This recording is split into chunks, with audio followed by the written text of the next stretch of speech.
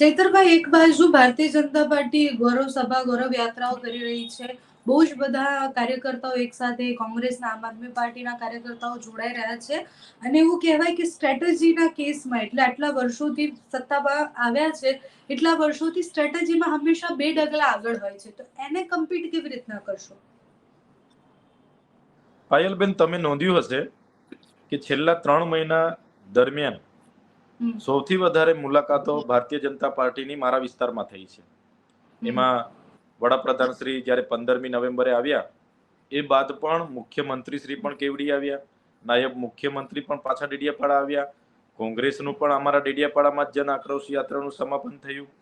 પાછા વિશ્વકર્મા પણ અમારા વિસ્તારમાં જે પ્રદેશ પ્રમુખ છે જગદીશ વિશ્વકર્મા એ પણ અમારા વિસ્તારોમાં ઘણા એમના કાર્યક્રમો કર્યા છે. એ જ પ્રકારે આદિજાતિ મંત્રી નરેશભાઈ પટેલ હોય, ગણપતભાઈ વસાવા હોય, બધા જ લોકો અમારા વિસ્તારમાં કાર્યક્રમો પર કાર્યક્રમો કરી રહ્યા છે.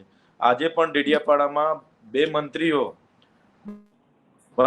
પ્રવીણભાઈ માળી અને પાણી પુરવઠા મંત્રી ઈશ્વરભાઈ પટેલ આજે પણ એ લોકોએ પ્રોગ્રામો કર્યા. એટલે એક એમનો ડર છે જે આદિવાસી સમાજમાં જાગૃતિ લાવવાનું કામ, એકતા કરવાનું કામ જે અમે કર્યું અને આદિવાસી સમાજ જાગૃત થયો અને ભાજપ પર હવે સવાલો પર સવાલો પૂછે છે, ત્યારે ચૈતર વસાવાને કઈ રીતના હરાવવા, એમના વિસ્તારમાં કઈ રીતના હરાવવા, એના પ્રયાસો આજે થઈ રહેલા છે. અઠવાડિયે મંત્રીઓના કાર્યક્રમો થાય છે અને તમે જોયું હશે ચૈતર વસાવાને જ એ લોકો નામજોગ ટાર્ગેટો કરે છે કે ભાઈ ચૈતર વસાવા આમ તેમ.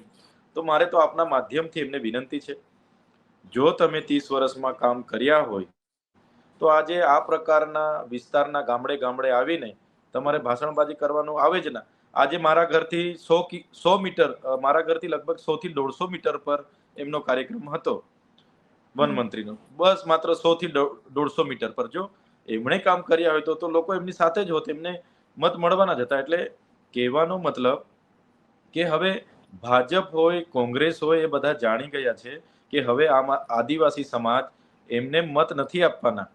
આદિવાસી સમાજ હવે જાગેલા છે, એમનું કામ કરવું પડશે, એમની વચ્ચે જવું પડશે.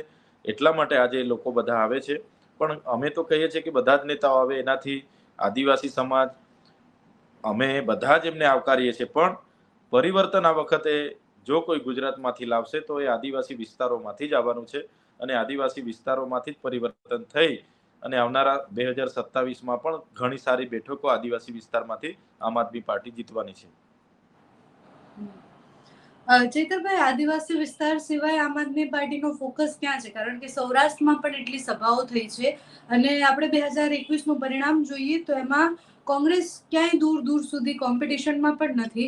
આમ આદમી પાર્ટીના જે સ્ટ્રેટેજી છે અને જે સર્વે કહે છે એ પ્રમાણે શું લાગે છે કે કેટલી બેઠકો અને ક્યાં ક્યાં જીતી રહ્યા છો? પાયલબેન, તમે જોયું હશે, સૌ પ્રથમ અમે 460 ઉમેદવારોની યાદી જાહેર કરી સૌથી પહેલા. હમણાં અમે બીજા તબક્કામાં એનાથી પણ 2 ગણી યાદી જાહેર કરવાના છે અને એના પછી ત્રીજો તબક્કો, એમ કરીને તબક્કાવાર આખા ગુજરાતમાં 12,000 ઉમેદવારોને અમે લડાવવાના છે. હજુ ભાજપે તો એનું સંગઠન મોટું હશે, એમની પાસે ઉમેદવારો કદાચ હશે. કોંગ્રેસની મને આઈડિયા નથી એમની પાસે ઉમેદવારો કેટલા છે શું છે. પણ અમારી સ્ટ્રેટેજી એકદમ સહી દિશામાં છે. જે દિશામાં અમે ધીરે ધીરે આગળ વધી રહ્યા છે એ ભાજપે જોયું અને ભાજપ આજે એનાથી ગંભીર છે. આજે ક્યાંય કોંગ્રેસના નેતાઓને કોઈ ડિસ્ટર્બ નથી કરતું. અમારા નેતાઓ પર રોજના રોજ ભાજપ દ્વારા પોલીસનો ઉપયોગ કરીને ખોટા કેસ, ખોટી જેલો કરવામાં આવે છે. એક ડર છે એમનામાં. અને જે લોકોનો ઉત્સાહ જોઈને, અમારા કાર્યકરો, અમારા ઉમેદવારોનો ઉત્સાહ જોઈને અમને એવું લાગી રહ્યું છે કે ગુજરાતમાં જો ટક્કર હશે તો આમ આદમી પાર્ટી અને ભાજપની સીધી ટક્કર હશે. સૌરાષ્ટ્રમાં 4 ધારાસભ્ય છે અમારા. ભલે ઉમેશભાઈ નિષ્ક્રિય હોય પણ ગોપાલ ઇટાલિયા, હેમંતભાઈ આહિર અને સુધીરભાઈ વાઘાણી ત્યાં પણ સક્રિય છે. ખૂબ સારો માહોલ છે સૌરાષ્ટ્રમાં પણ. અમદાવાદ, રાજકોટ, સુરત, જામનગર, ભાવનગર, ગાંધીનગર જેવી મહાનગરપાલિકાઓમાં પણ અમારા પૂરેપૂરા ઉમેદવારો છે.